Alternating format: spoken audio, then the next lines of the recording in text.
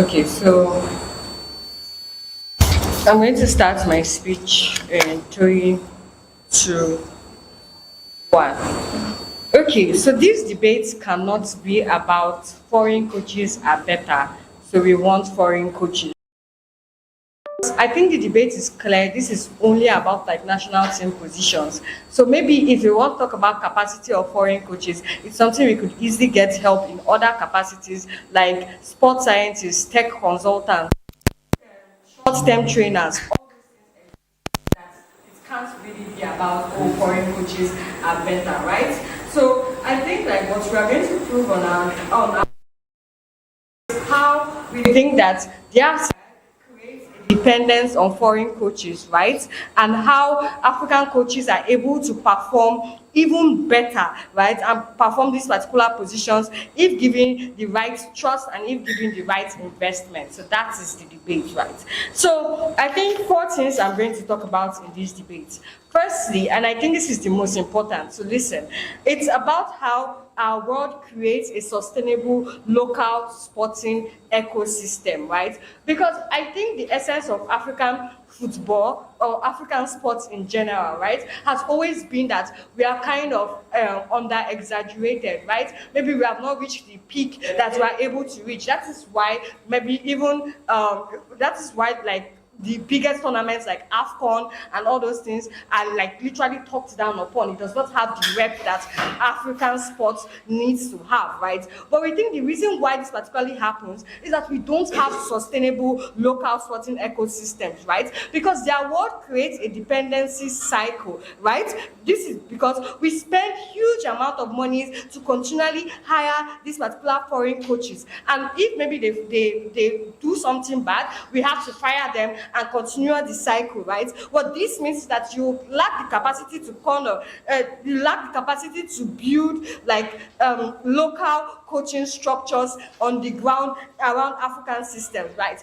The response to this argument cannot be that, oh, maybe these local coaches can hold other positions or can hold smaller positions and stuff like that. We think there's a mechanism and there's a particular technicality that comes with these particular huge positions on the national team level that you're only able to get the particular expertise they need, but also the particular certifications they need by holding these things. So you don't get that same level of like rep and you don't get that same level of that ecosystem that you get on outside of the world where maybe they just hold minute positions that don't particularly matter.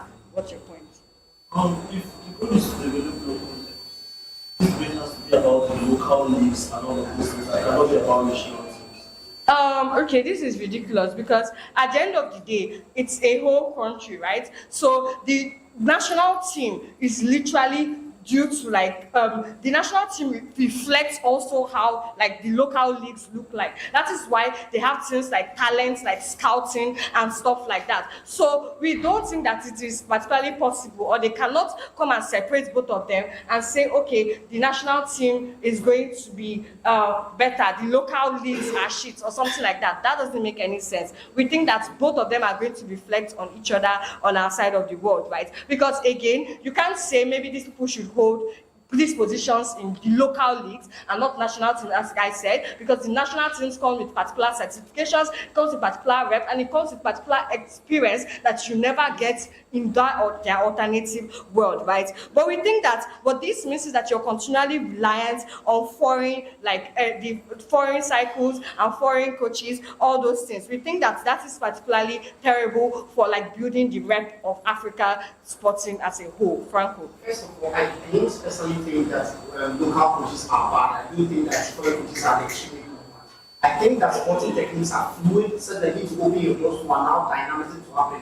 As in, when you need these foreign coaches, you can also get in. Okay, so I think I already provide for the dynamism that we can get those particular maybe expertise or knowledge that they want to get when you have things like consultants, we have things like short-term trainers, all those things. So you can still get that dynamism. But for goodness sake, right, the world is a global village. Franco is trying to argue like maybe Africans just live in a bush and cannot have access to all this knowledge and dynamism that he wants to framing his debate. We don't think that particularly works. The second thing I'm going to talk about is a very principled argument that what we do on our world is to remove the colonial mentality that happens in African sports. Because we think on their world, even if they say they do not, we think when you continually hire foreign coaches, the messaging that you send is that foreign is equals to better.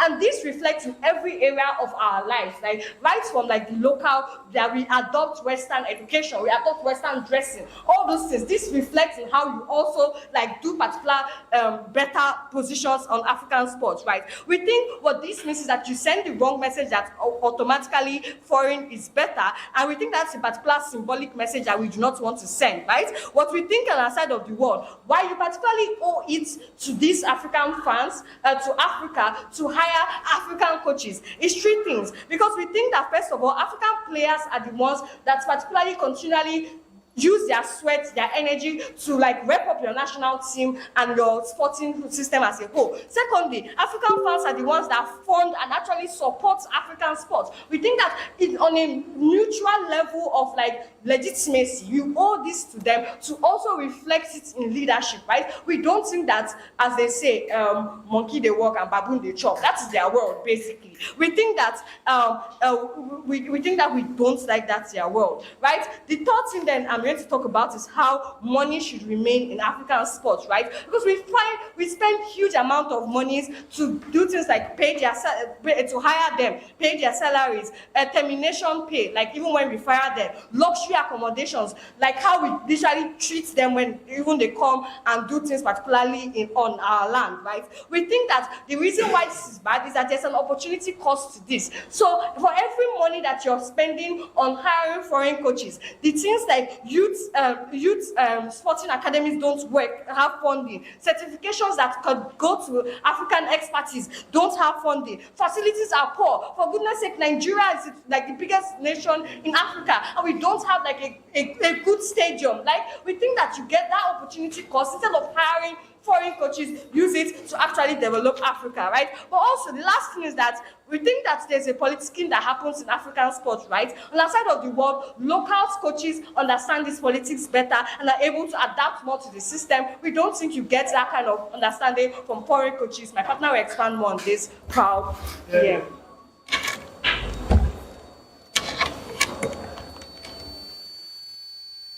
Thank you very much for that speech.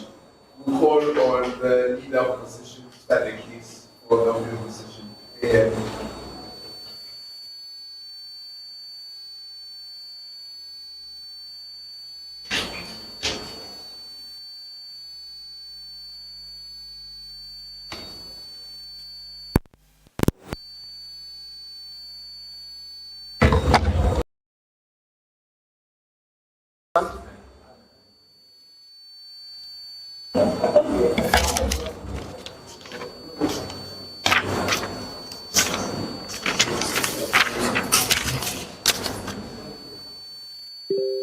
Ready?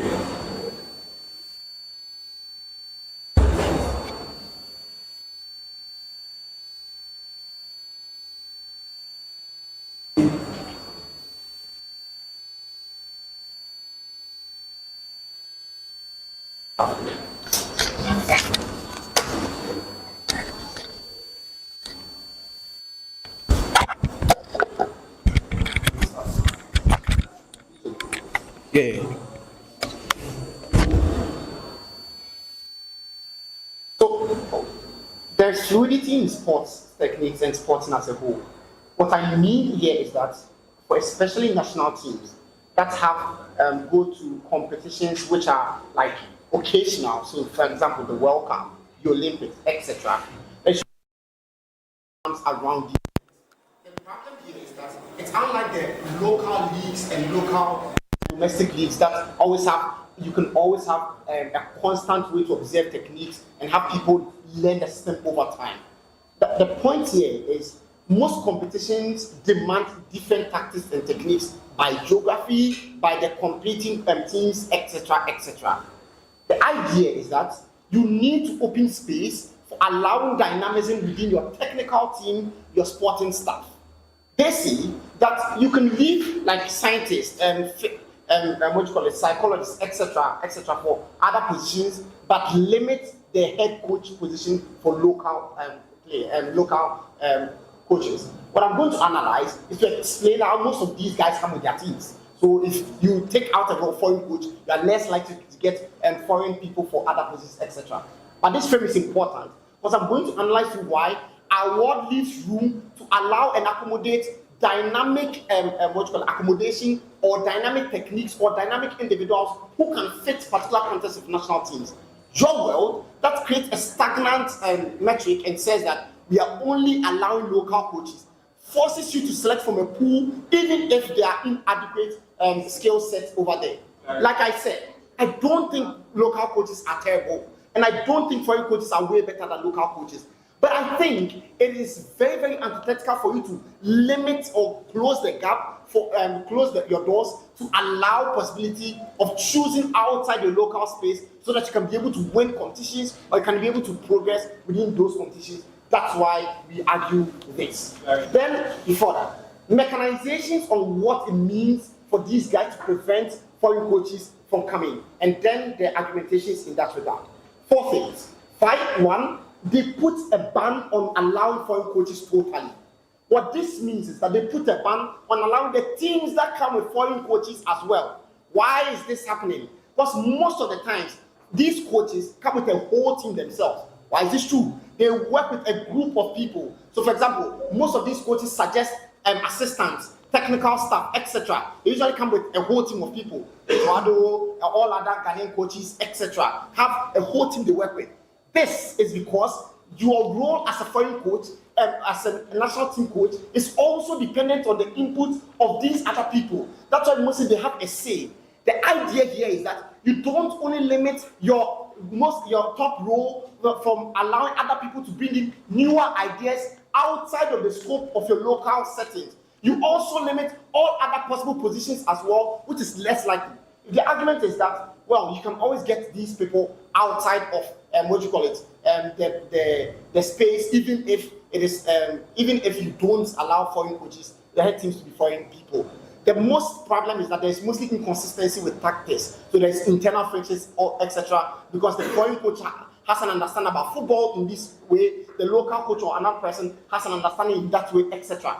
Those inconsistencies is the reason why most coaches come with the whole team, so that if you are sacking them, you sack every single person. So the argument cannot be that you can choose outside or allow local coaches to exist and foreign coaches to other coaches to exist for other positions. That's why the ban is extremely bad. Secondly, it's most likely that those technical people that you are going to lose out of are also going to be key inputters into them. So you are not going to get them because of the reason of putting away the foreign coaches. So you are going to be forced to stick to local ingredients at every point in time. The problem here is that you are now going to give proximity to compromise. It's more likely that local people are going to create the politicking, because now as the pool is limited to the local set.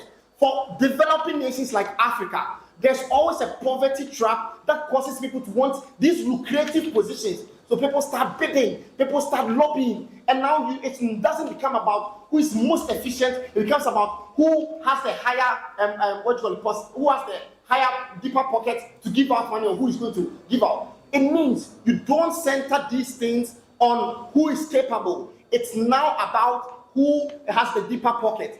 At worst, even if you have corrupt foreign individuals coming in these spaces, there's a less tendency for the compromise to happen because of the proximity of these individuals coming within the systems. Most of the time, these foreign coaches can always be sacked and sacked easily.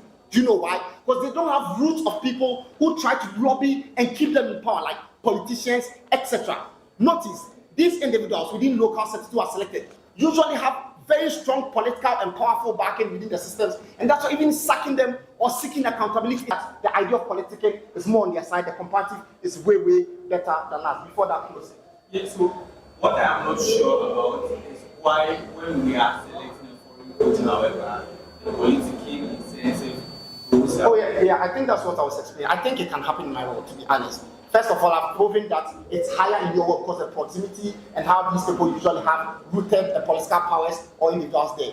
I can concede that the politics can happen in our world. But the point here is that the accountability metrics is easier because these people can easily be taken away because of the lack of proximity. Like they don't have local funds, they don't have houses in here, they don't have direct politicians who owe them allegiance. So it is easy to go on to the next person and sack them, but it's way harder on our side. That's the worst case. But I think in the best case, it's less likely it's like totally absent in my side because of the nature of Africans and the poverty trap that causes us to be corrupt, that causes us to mismanage staff because we want only make gains for ourselves. For certain selective lucrative positions, everybody wants to be in those positions at every point. And that's why we always argue against our crop. I'm not just saying against our crop. I've shown you why there's a gap in the field, and that's why it forces us to inflate certain positions like this. That is makes it very, very difficult for you every time. Therefore, that there is only compromise and like leverage on our side to be able to like on their side, and that people are very close. But on our side, the most important thing here is for you to be able to win the competition, you need to allow opening of the door to accommodate diverse ideas beyond the local setting, because the local setting is accustomed to certain cultural ways of playing football or understanding football. At best, some people learn from Harvard, etc. But it's still accustomed to this local setting. Allowing outside and technique is also quite important. That's why you will get most of them at any point. For you to be able to win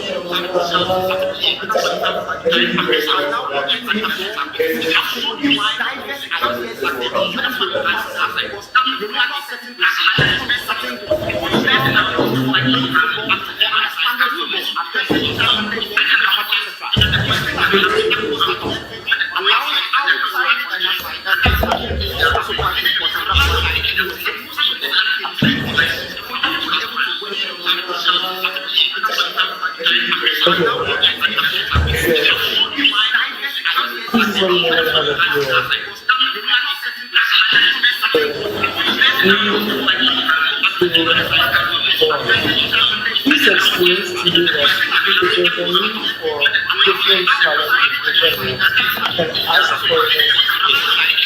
Franco's response is, oh, as you don't give them things, they will not want you to okay.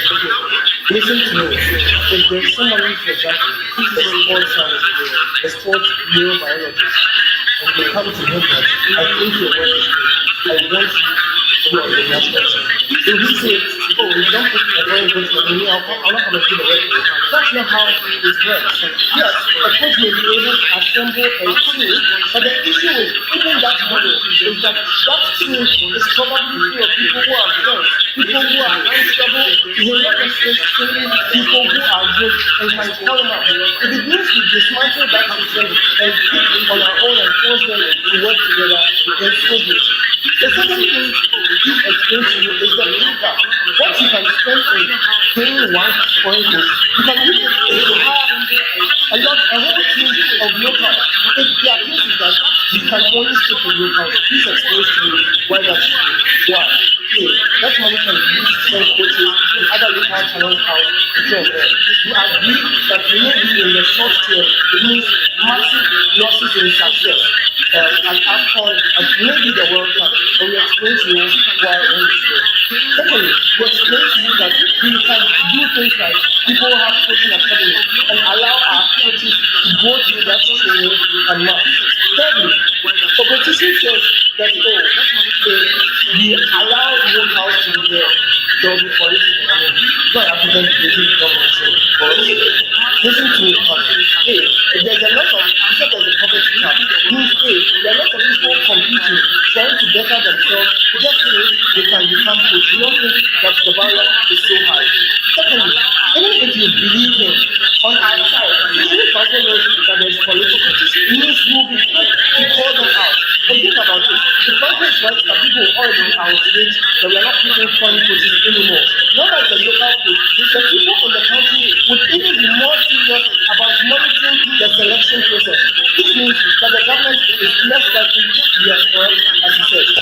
Secondly, the issue with the foreign coaches is that, as Franco says, we see them as people who are not corrupt or people who did not lobby, which means that it is very difficult to think about it.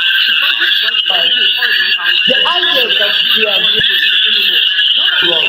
Usually the players who are lazy and the players who are complacent. hard when you go in for another coach. I'm going to explain to you two things about it.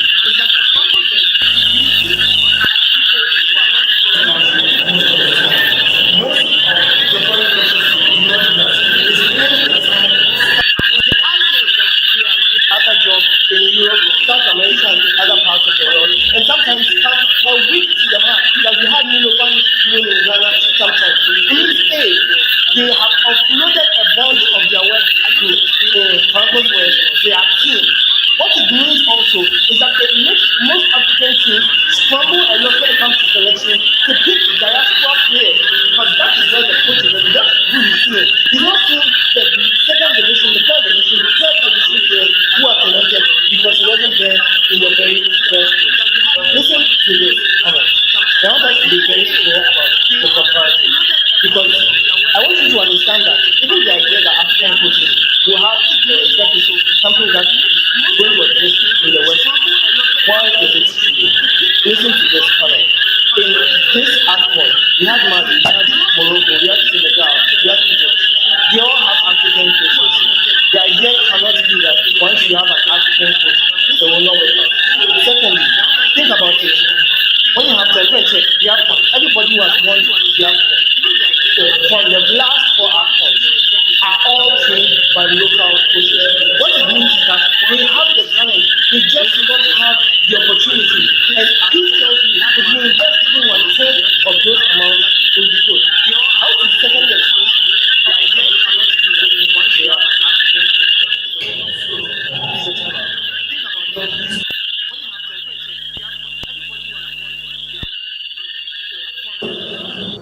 Yes, so that's at best a circumstantial thing, which is, you see, they're supposed to defend status quo. They're defending a change in policy. Then we can say that, then they can just argue that, oh, then we'll make them live here forever. They'll make them come and learn here. That cannot be. You cannot change your policy, because then it means opening government has nothing to engage with. But let me deal with one thing before I go to the Q1. Institutional gap. Franco tells you you can just sack them if they matter. The issue is that there is no transfer of institutional knowledge if you buy Franco's case, because they live with their whole team. There is nobody left in that country to help make sports better. That's why there is no continuity, and that's why peace tells you it creates a certain level of dependency. Listen to this for me, Paulo. The whole idea that, oh, they can live here and learn here is not exactly a great argument.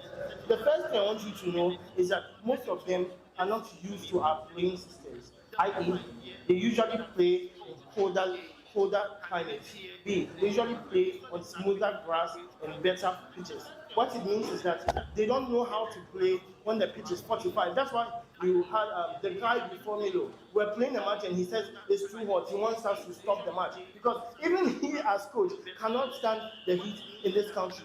These people have not built strategies, have not built science. Even if they have, given that panel, there's a trajectory that shows that we've sacked most of them in a very short while after appointing them, means that there is no institutional knowledge that is kept there, because there is no sports team member that is dedicated to the team. And that is what we change on our side. Even if we sack people all the time, there's going to be a preservation of that institutional memory that we can use to get it. Let's get into the whole idea about why we win this debate. I want you to understand this panel. We've been able to explain to you why the average person, because this is like an analysis policy motion, cares about seeing Africa do well and seeing Africans do well. That's why Ghanaians were so happy when Ghanaian coach was doing well in South Sudan. Secondly, there is a recent trajectory that has shown that Africans can do it. Like I said, the last four AFCONs have all been won by teams with local coaches. We had our quarterfinals and all our semi-finalists all being trained by local coaches. The only way we can safeguard their jobs and tell them your CAF license would be registered, even if you don't have a UEFA license, is if we tell them there is a job waiting for you if you go and study and come back. Proud.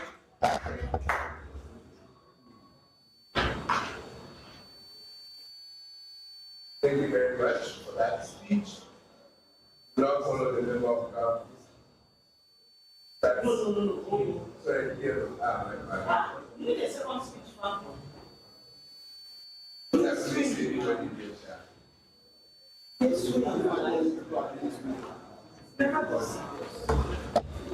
Like what you people are doing today.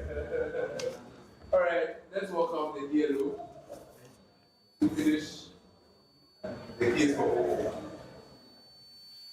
All right. See you guys again. Okay, so Anybody want to? starting now. So let's first start from the chart of the sacking all expertise and then still having been able to employ other psychologists or scientists even if you don't have foreign head coaches. I think I've made it very clear that there is a unique way that national team coaches work, and this is general to sport. So for example, if you are a coach of a debate team, you usually want to suggest your assistant, you usually want to suggest your team therapist or psychologist. The reason is that you have certain ways you want debaters to be able to think, or the certain ways you want debaters to be able to perceive certain things that will feed into how they would understand your teaching of motion analysis, etc., etc. And that's why it's highly recommended that you suggest those people you're consistent with. When it happens that I'm a head coach of a debate team, and I have opener probably coming out of nowhere to come and be the team psychologist or whatever, etc., etc. There's a whole lot of inconsistencies that come up with scheduling of training timelines, how I want my team members to work along, etc. In the best case, if we are going to be able to eventually work together, most of these things take a lot of time for you to be able to now start working consistently, because you as technicians need to understand yourselves before you can give higher productivity. The point of all this explanation is to explain the idea that they can't co-opt and say that you can always get people outside of the local settings, even if you don't choose the foreign settings. And notice, the reason why Peace and Opener are very particular about this, because they know that you need external help when it comes to certain positions. But they want to assume a co-option of the benefit and say that even if you choose local people, you can choose foreign individuals. The analogy of debates in the coaching technique is to explain that sports is tactical and technical such that you don't have time to try to make technical individuals now try to know themselves and match up their ideologies. Best case, you're still going to waste time.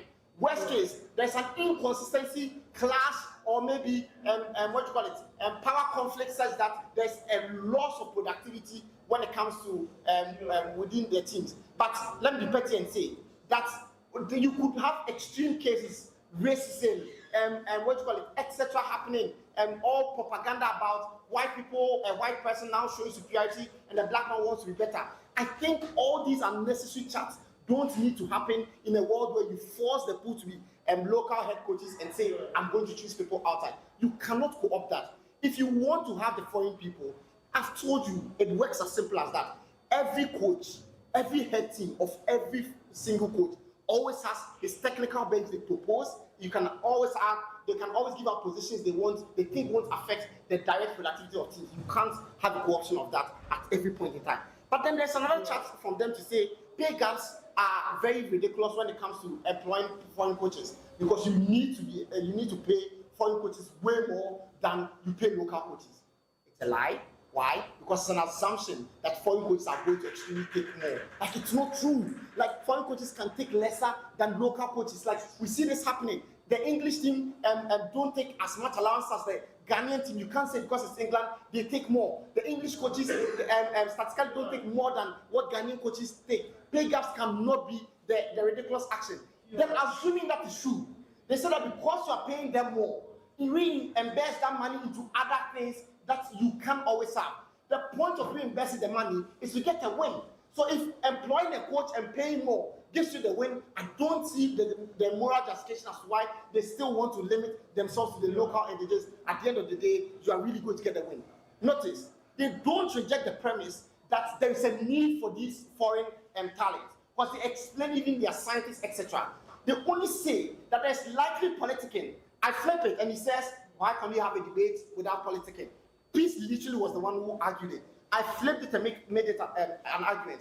Why? Because if it's about politicking, the proximity to politicking is in your world because of the access these people have. Notice, I'm not arguing in the blanket.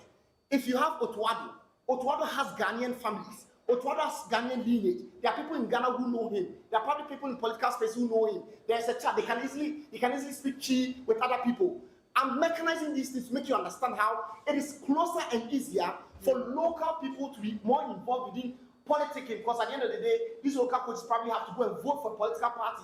One time they need to speak for a political party somehow. They need to now, like, all these things are more likely within when you limit the pool to local set. I am not saying that local coaches are terrible. I am saying that you need to open the space so that when there is the need not to choose them, you can always have other alternatives. One, when things go bad with politicking, etc. Two, when competition demand different techniques and tactics. And this argumentation engages opponents' idea of if you sack them, you lose a whole legacy, there's no inconsistency. You know why that is fine? Because national team competitions are occasional. The World Cup this year has different set of strategies that are demanded. And that's why national teams, Ancelotti now is going to coach Brazil for the World Cup. They are employing him for the World Cup. Because that's an occasional thing that Ancelotti probably has an idea about. After the World Cup, he's done with them. He's moving on. These things are fine because unlike the EPL, unlike the local leagues where you need consistency in the teams, you just need to occasionally employ these people. The question is, with that occasional employment, do you limit to just local places? Yeah. Yes. Listening to his case is literally explaining that it is sometimes even more expensive and more troublesome to hire an African because he is corrupt. How will he get the chance on it? Elisha, if you are listening to me, I literally weigh different options. Best case, worst case. First, yes, I argue that sometimes these guys can be corrupt. I explained, I didn't just argue, I explained the poverty trap and why that's more likely you need to engage that. And two, I explained that the political lobbying can already happen, etc. I've also explained that I agree that these people can be good, but the idea of limiting the pool becomes a problem. These are the analysis to that. One, the awareness that the competition has been limited to a local setting creates an idea of relaxation within these people. So there's no incentive to be more competitive or do more because you know intrinsically that there's no much pool of people. You literally know the other possible options of coaches. That creates a sense of less competition among these coaches, and that's why there's slightly less productivity.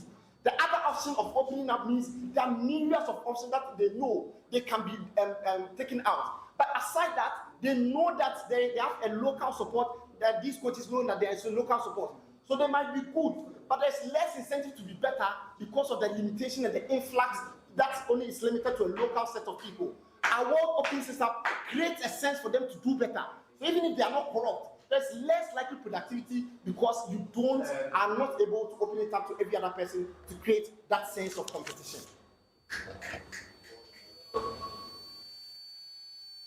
All right, thank you very much for that speech. Now we can actually conversation.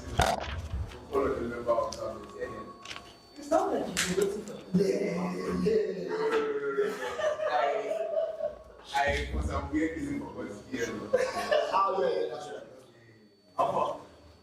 Are you okay? Let's make it simple. I know. Now that I've said this, this one, I can assure you, I don't care about the complete half of the prison house. There are record opportunities. Yeah, sorry about that. This is my sheet for the and stuff. Yeah, I know I'm losing my money. Stop and say that. Pardon me? Stop and say that.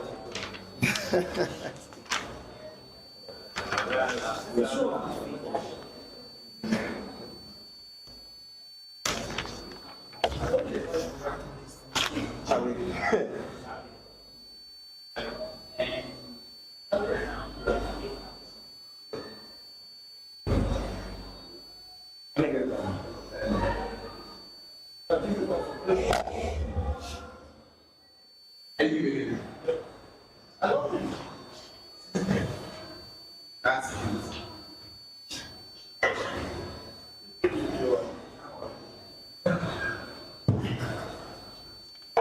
I'm starting my speech. 3, 2, 1. Panel, opening house is aggressive average. Notice exactly the mechanism by which they go about their argumentation. And let's start first by differentiating from our opening, because the crux of their case was colonial mentality. Colonial mentality. But think about it, man. This is not even a rebuttal. This is me showing you the problems in their case and what we fix that issue. Is that they say that it creates a narrative of like the colonial mentality, and that's bad. But in Peace's own speech, she establishes things like the fact that colonial mentality is already ingrained in the African identity since time immemorial, from the food that you eat, the things you drink, and how you dress anyway. To what extent this changes the colonial mentality already existing, we don't get it. You will get that from our side. But secondly, they don't prove, right? Why? Because pay attention to their mechanism. Pay attention to the mechanism. They say that they will employ foreigners within the team to do other technical stuff. As to why these things don't prove the colonial mentality on their side, we don't get it. Insofar as they still rely on individuals, we think that that particular argument in itself becomes antithetical. We don't need to bandwagon with them. We still think that that particular thing is problematic. Let's start first from Franco's argument. Franco says that at the point in time where these particular coaches come in, they come in with a team of foreign people because they must work with them. Let's flip this case and prove why it benefits our side much more. We think it's extremely simple. You displace local people on the team. Because insofar as Franco tells you that they come with people on that particular team, it's extremely simple. Every other person who is a Ghanaian on that particular team will be kicked out because Franco's new coach cannot work with that individual. That unemployment of local people is a bad thing. Let's then move on to the first argument on the side. First argument from closing government. We think the African footballing scene is one that is not respected in status quo. Why is this true? One, take note of the fact that foreign coaches in the European leagues literally most of the time do not allow their African players and their African players to play in the AFCON. So even though they have other players playing in things like the European League and playing in like Copa America and all these things, the moment they have to do with AFCON, they say, oh, you will get hurt. So they won't allow you to play at that particular point in time. But two, the narratives on the media downplay the AFCON significantly. You see this every now and then, how people disrespect AFCON and call it a shit tournament. They complain so much about our pitches, they complain so much about everything. Three, that they drag their feet on quoting African teams and literally have to be begged to be able to do these things in the first place. But finally, when they do, they demand extremely egregious amount of payment. Not just panel. Open is laughing. That's one mechanism. Let's move on. But the relevance here is that these guys enter the team with a certain perception that the team is already shitty, extremely bad, and below standard. I'll take it, don't worry. You know what happens when coaches disregard the team that they are playing for? One, that they downplay and disrespect the players, especially the local ones that find themselves in the team that they are coaching. They disrespect, you didn't say that. They disrespect these players. You know what happens then? You literally make these players feel like shit and prove why that is extremely terrible for the team. But two, is that they go about seeking players on the international scene because they feel like these are the only players that they can work with. So there's no incentive to platform local players because they already disregard these local players as being shit in the first place. You know the problem? That when you're playing for a national team, you need things like cohesion. You need a team to be able to see themselves as brethren. They need to look up to the coach as somebody who respects them and respects their footballing style and their techniques at a particular point in time. At a point in time where a foreign coach views the African team scene as a terrible one, they are less likely to give some level of grace to the players. It means then that you are less likely to get cohesion. Local coaches in the first place are less likely to be like this. This unlocks the mechanism for why Opana says that now when you look at the scene, it's only local coaches that give the AFCON trophy to the others. That was an example. We say that the reason why this works is because these individuals are better able to work with these players simply because they respect them as opposed to the foreign coaches who did not have that level of regard for them. But notice then that Peace's biggest case was that a lot of these coaches are expensive. Opana repeats their session. I'll give you 1 second, panel. Look at your sheet. Why are they expensive? There's no mechanization. That is why the argument falls to Franco's claim that you could also have local players and local coaches who take egregious amounts as well. Because Franco tells you that it is possible that a foreign coach will take a lower amount. Where is the mechanism to prove that these particular foreign coaches literally take an extreme amount? It's simply because Opana said so. There's no mechanism. This is the mechanism. One is that insofar as these individuals have no proximity to a state identity, they have no incentive to lower their prices for things like allowances and things like salaries. You know what this means? It means that they claim much more because they see themselves as being above the station of the particular country. But secondly, they are used to being paid in foreign currencies. They are used to being paid higher amounts at a particular point in time. That thirdly is that they really see these things as a risk that they are taking upon themselves. And at the point where the budget allocated is extremely limited, we think these things are bad for them. Raymond. So my understanding of your case is that local coaches don't look to foreign talent because of So again, the point here is that local coaches, let's do the comparative. Let's do the comparative. This was next. Which was yours?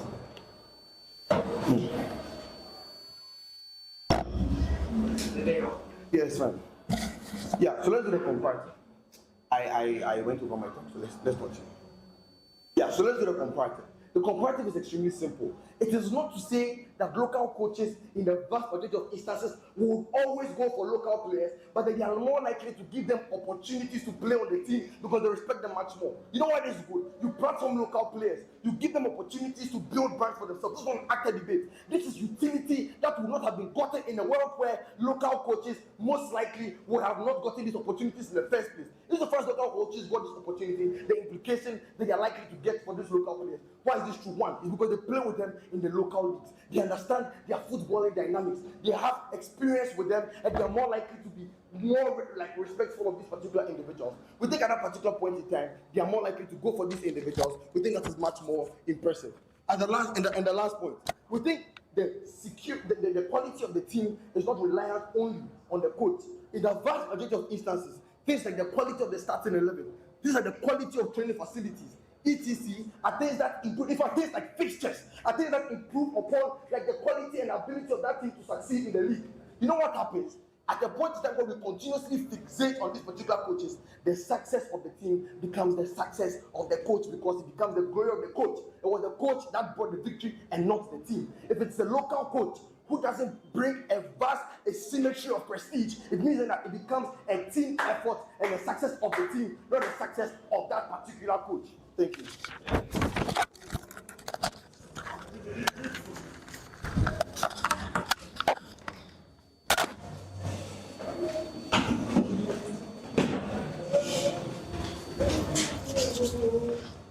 Okay, thank you very much for that speech. We now follow the member of OK here. Hi, good evening, everyone. I would like to take a POI from opening government.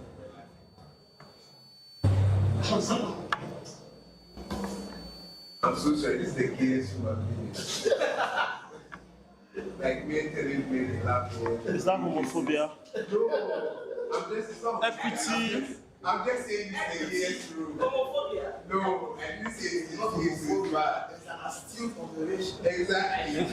Exactly. All right. It's not bad, I'm judged. I said yes. You said homophobia is not bad. I didn't say it. Please face the camera and introduce yourself. All right. This debate has spent an unnecessary amount of time talking about the cost of foreign coaches. We think that the price of talent is not determined by their nationality. It is determined by what the market is willing to pay for them. The market is usually willing to pay for them based on things like their exposure and their success. It means that we have local coaches like Mazarui, who is a World Cup semi-finalist, who has been a multiple-time AFCON finalist, who is going to charge a significant amount of money compared to his foreign counterparts. If I go to a random local football club in Norway and I pick out their coach and bring him to Africa, there is no way I'm going to pay him outrageous amounts of money. I think that the conversation around the cost of coaches is something that is adjacent to the conversation within the debate, in our opinion. We are still going to engage with it at some point. Opening government talks about cost and how they want to do coaching development and those kinds of things. There are two problems, right? This is my first extension. Our first extension is to show you how the national teams are not an effective means of developing coaches, and this is what you need to understand. Two problems. The first is that within national teams, they have at most three, national teams. So maybe a men's national team, a women's national team. If they are very invested in football, they maybe have, a youth national team. It means that if your idea is to develop local, coaching, and at the very most, what you can, platform is 3 coaching teams, it is problematic. But more importantly, we think that the way you can develop the coaching ecosystem is through volume, and this volume comes from investing in local leagues. Why are local leagues better? For multiple reasons. First, it's because they have 24 teams. The Ghana Football League has 20 teams. So more importantly, this is because they play year round. It means that the coaches have more room for experimentation compared to the national teams, where they never have enough time to work with the players, to test out their ideas, and where every time they meet with their players, they have to play under high pressure competitive environments, which makes it incredibly difficult for them to be able to experiment or do those kinds of things. This is going to respond to the argumentation of who selects local or foreign players more. At the end of the day, coaching is a job. If you perform well, you are going to keep the job. If you don't perform well, you are going to lose your job. There is no local coach who is going to choose to pick local talent, who play in less competitive leagues, who play in less skill leagues by virtue of the fact that they want to develop local talent. But more importantly, you have to know that football and sports in general is about fans. At the end of the day, fans of national teams are always going to prioritize success more than national pride or whatever it is, colonial mentality. That is why, even though there is a very blatantly Caucasian white man, if he has 2% Ghanaian ancestry, we are going to be begging for him to come and play for Ghana, because we don't fucking care about all of those things that they talk about. At the end of the day, success is always going to be a higher mechanism for us than all of those kinds of things. But more importantly, and this is something you need to understand, the thing that national football, I've told you how national team football is structurally bad for developing coaches. But next thing is that we have to understand how African football currently looks. We think that the first thing you need to know about most national teams on the continent is that they are heavily filled with players who already play in Europe and across the world. Why is this important? It means that at that level, it is important that we have coaches and people who manage them, who have the required expertise to be able to manage very complex footballing profiles and to be able to do those kinds of things. But why is this important? Why is this important? This is important because modern sports is not primarily about raw talent anymore. It's not just about bringing skilled players from across the world. The gap between elite systems, right, is always a product of traveling. For example, total footballing spread across Europe by virtue of Jan Cruyff moving from Ajax to Barcelona. It means that pressing systems spread through Germany and into England because of Jurgen Klopp, right? We have positional play evolving across playing because of Luis Enrique and Pep Guardiola. It is important that we recognize that football is a global sport. It is not played differently, right? It means that we have to ensure that we create an opportunity for the ideas that have worked across the world to be able to transfer into African systems in a way that is sustainable. But more importantly, if the argumentation that they so want to die on is on the idea of supporting local coaching development, we think that those local coaches who already because a vast chunk of African national teams are already coached by local coaches. At most, we have maybe 20-30% of them with foreign coaches. In our world, we have local coaches from these other countries being able to compete against foreign coaches who have these foreign ideas, and we're able to create a more blended level of footballing, competition and those kinds of things within the continent. The competition between local and foreign coaches has been happening for the longest time. But the only case is you transfer ideas and you develop local leagues. That cannot be the league. We can also do it with other side. What is your local league development? No comments. Right. Panel, now let's talk about cost. This is the extension of cost. We think that national team football has always been expensive. But the reason it has always been expensive is because it has been held up. It has always been held up by financing from international corporate bodies like FIFA, like IFAB, and all of those kinds of people. Why is this important? In one world, we see across the continent that there are instances of corruption where countries are always going to in Nigeria, they used $2.5 million to build a pitch that is not as good as the one that I saw in Kumasi yesterday. We think that we prefer a world where the investment, the money that is gotten from IFAB, from FIFA, is being put into investing in coaches and those kinds of things, compared to a world where they're being invested in sham deals that lead to corruption and those kinds of things. At the end of the day, their differential cannot be local coaching development, because I've shown you that it does not work. Coaches cannot develop under the high pressure systems. But more importantly, they have to show why sporting success should be sacrificed at the altar of all of those kinds of things, or whether local coaches are good enough. I think that we don't know, right? Because we've seen local coaches that succeed and we've seen local coaches that fail. We've seen white coaches that succeed and white coaches that fail. This debate is not about who is more efficient. This debate is about the unreasonability of preventing people from participating in developing your sport, even when the federation may feel that they can.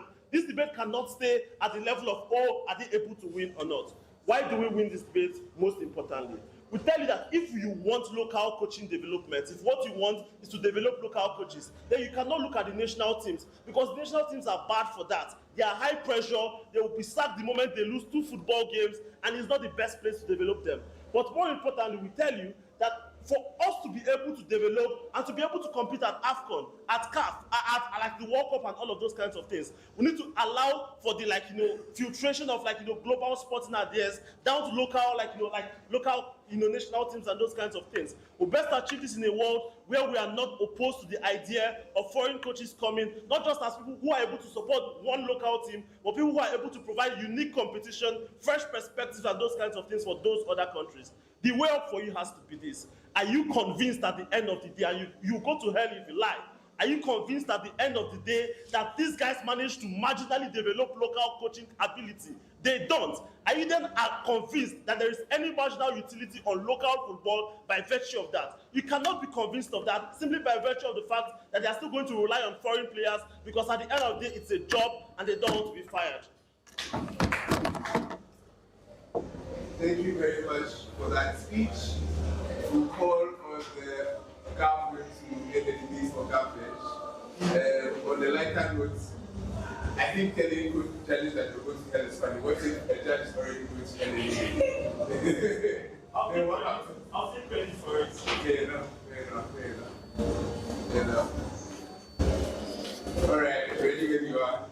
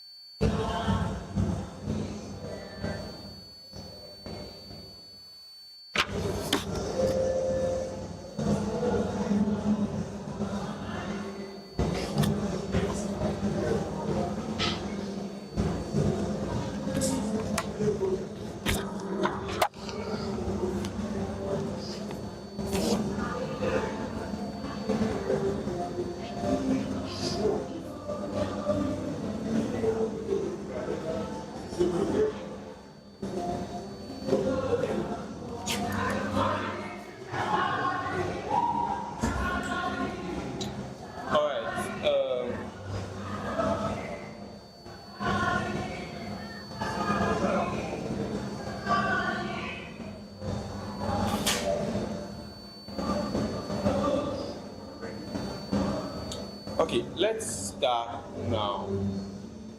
The problem with the rest of the debate is that everybody makes argumentation that one is super uncertain in terms of outcomes, but two is incredibly non-comparative.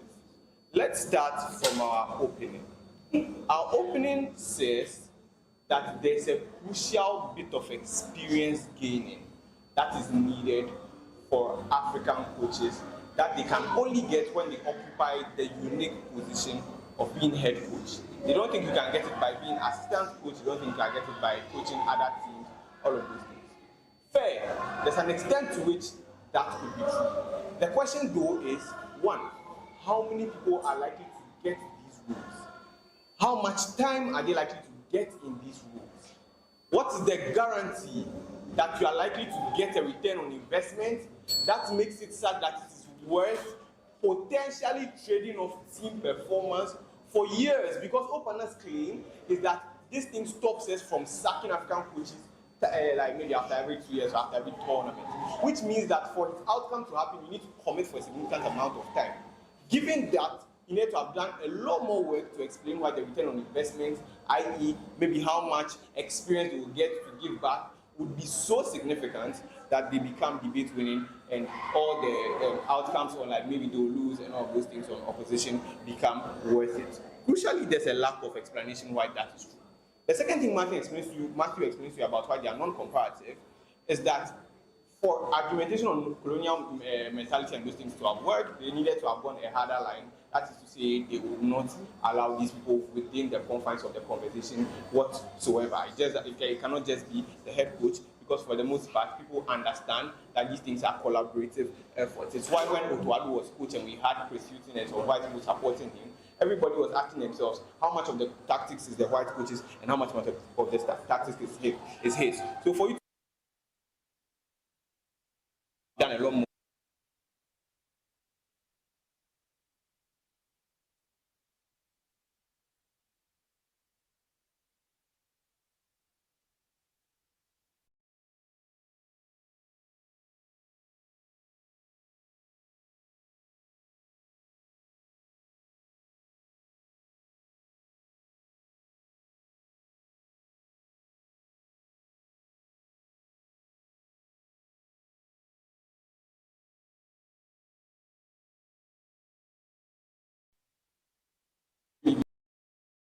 That white coaches all the time come with like a full squad. Honestly, all Franco says for why that is the case is because the best teams operate with a full squad. Frankie style teams cannot. Honestly, I don't think that is enough to explain why that is like. Let's deal with Franco too. So on open opposition, Franco does two things. The first is to say, oh, sometimes you need like dynamic squad so that you can like do tactics and all of those things. Honestly, I do not understand why like dynamic perspectives cannot just be black people. Like, why does it have to be a white man? Why does it have to be some Italian guy that to give you a dynamic perspective? Like Otuado literally worked all his life in Germany. He can break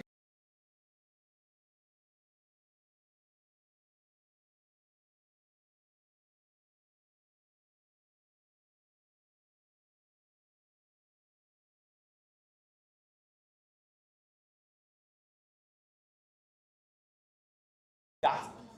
And the second is that, well, they are poorer. Honestly, I don't know how racist we can get in this debate. Not all black people are poor. Otuado comes from an incredibly rich family. I do not think that poverty gap is a thing that made Otuado get a certain job. At best, the second claim on, oh, he's closer to the powers that be. Honestly, the people that are appointing this poll usually are the ones that do the nudging. So most of the time, it's not like some, for instance, brother be somewhere, it's a coach. Like, what are the odds of it? It's usually the same GFA president. Whatever deal we can cut with the team, the management team of like whoever the coaches are, I think that we think are very, very symmetric. Because at the end of the day, a lot of our African coaches also sign onto management teams that are usually like they are conglomerates, so they back a lot of people. So honestly, the amount of like political leverage they can get is unclear. At best, he says, oh, they know the people. It's very speculative. These guys, the only thing on these guys is that, oh, so it was, the first one was like a clash with these guys that the amount of exposure you give them does not justify it. We agree. We don't think that that's the thing. The second one was, oh, most African teams are filled with foreign players anyway, so they don't see the delta. Crucially, and then the final thing was a thing that was a derivative of Franco, that he shouldn't sacrifice success. Crucially, what is Matthew's extension is Ronaldo, and why is it debate winning? The first thing is that we do not think that this debate should be won on who will win.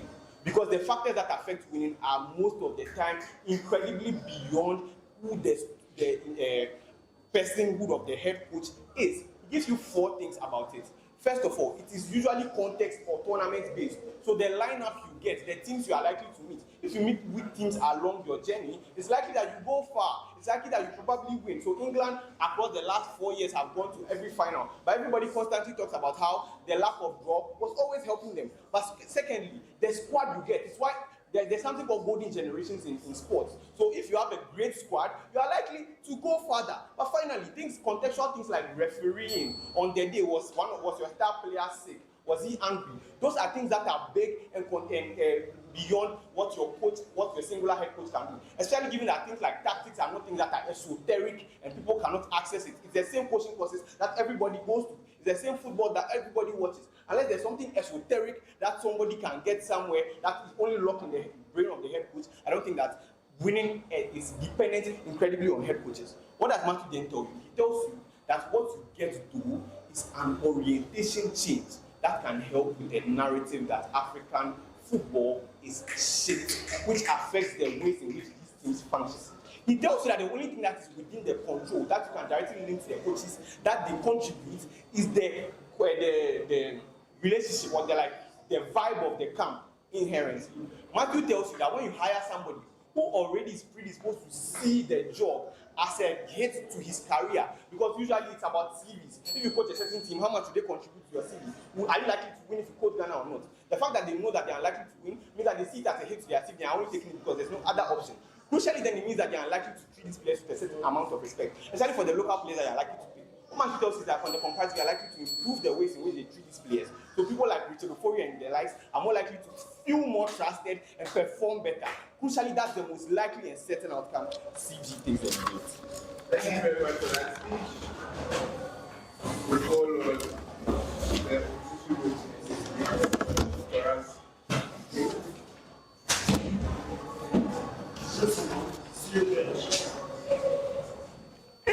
All right, I'll prioritize POI from opening. I just want to see how you try to save your case. So, yeah. All right, I'll be starting in 3, 2, 1. A couple of things, panel. This debate, our side is not about mandating countries to continuously hire foreign expertise, right? It's just that let people be able to hire if they feel the desire to hire. That's the first thing. The second thing is that national football isn't necessarily like affirmative action or a program necessarily created to elevate the youth, right? That is why when they want to talk about things like creating jobs and all those kind of things, the amount of money we invest into our national team, the kind of outcome we expect, it's so much more than just simply, oh, let's allow our people necessarily perform. So we say that even if local people do not necessarily get jobs, as long as the national football team does what it's expected to do, which is win tournaments for us and put our name on the global scale, we're more than happy to do that with foreign expertise. Let's deal with these guys before we come to the nonsense we get from these people. These guys say that, oh, coaches enter with a perception that things are shitty, and that affects the way they relate with them. No mechanization, not even one single example of a coach who has come in and treated their team shitty. But the second thing is that several local coaches have also been called out for treating their players shitty. Stephen Keshi in Nigeria, back then when he was the coach, was also called out for things like bias interference, right? So we say that if it's about coaches treating people shitty, it can be symmetric on both sides. There is no mechanism on their side to prove why necessarily local people will be better. The second thing they say is that, oh, on the terms of cost, these guys don't mechanize it well. They're going to mechanize it better. And guess their mechanization. Oh, coaches would necessarily demand more because they have no state ties. Notice, local coaches are stealing money. Several of the times, Nigerian teams would go and play, Ghana teams would go and play and complain that they have bad kits. Why?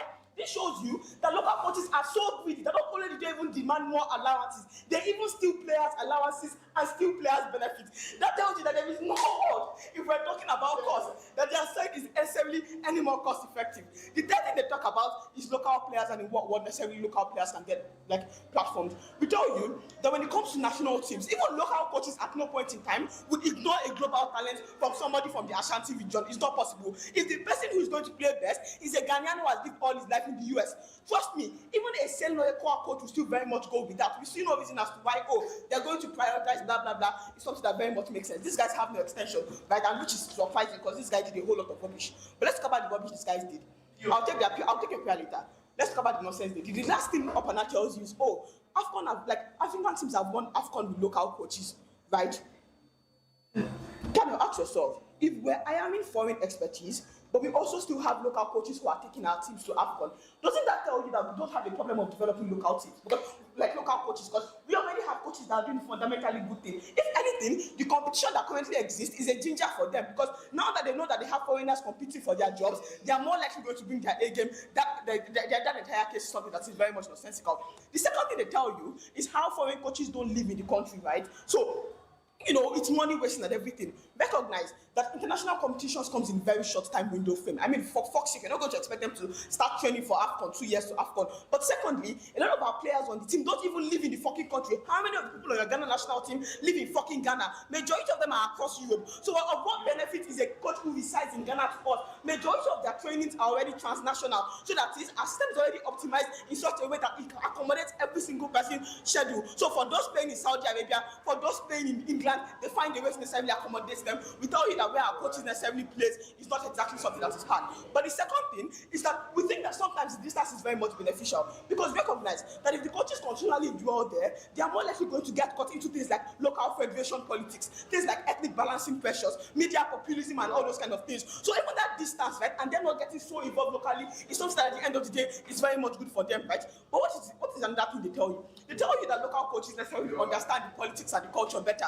We tell you that sometimes the politics is the foundation as to why our national teams keep fumbling, because the politics at sometimes outweighs even the meritocracy that we're supposed to necessarily platform. That is why instead of choosing the very best, we start to do things like, oh, let them not say that we don't have that many Hausa on the team. Let them not say we don't have that many Ga on the team. Let's try to necessarily balance it. We tell you that local politics that foreigners don't understand is something that at the end of the day is incredibly better. The first thing is cost, right? I think Memo already shows you why, like, cost is something that is very much justified. And I already showed you how, like, there are corruption leakages. I don't necessarily think you save more with a local head coach. If anything, you spend more and your players will suffer. Next thing you know, your players would go to AFCON and start striking because their allowance has been stolen. So we tell you that don't necessarily save cost on their side. But secondly, we tell you that if it's on the matter of cost, result is what necessarily offsets cost. Because the more your team performs, the more you get things like fan engagement, the more you have things like TV rights, youth participation, and things like sponsorship. We say that even if foreign coaches are more expensive, as long as they bring us the results we want, those results are more likely to bring back more funds for us,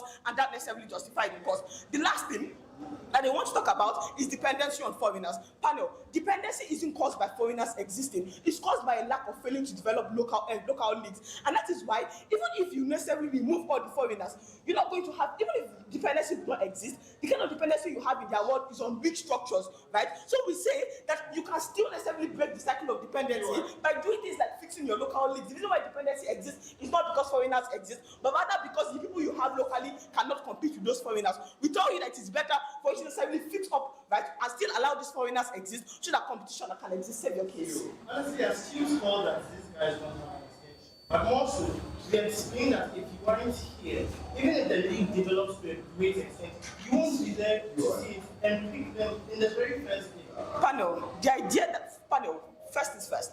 I don't think that your head, or like the Ghanaian head coach or like the Egypt head coach, necessarily travels around going to local leagues to visit. He also probably relies on things like reports and stats to be able to choose. Foreign coaches can necessarily do that. We see no reason why you have to be on ground to do that thing. But the last thing these guys tell you is on the colonial mentality. But we think their world is one that necessarily entrenches colonial mentality, because it means that you subscribe to the idea that Africa is so fragile that we cannot compete globally. We tell you that you do not remove colonial mentality by necessarily going into isolation. You remove colonial mentality when you allow your locals necessarily compete with these foreigners and beat them. What exactly does Raymond tell you, and why do we win this debate? We think that the biggest task of this debate has been what would allow us to develop our resources that we have within the football field. We tell you that the national team is not the place to do that. You want to develop your resources, develop the local teams, right? The local leagues play almost every other week, right? So there's room for experimentation. You can razzle, you can dazzle, you can do every single thing you want to do. But in a job that requires high performance and that places very much like emphasis on things like outcomes and results, as of like nobody's looking at the formation you're playing. Everybody just simply cares whether you beat or not. We thought it's at that point in time where you cannot necessarily develop. But secondly, the fact that there are only few national teams tells you that there is not enough capacity within those national teams to necessarily develop. At most, how many national teams does Nigeria have? How many does Ghana have? At most, maybe 5. That is not exactly the place for you to develop. We tell you that the 20 local leagues or the 20 local clubs you have are a much better place for you to necessarily develop at that point in time. We're happy to come from CO. Thank you very much, everyone. The close round. See you at break night.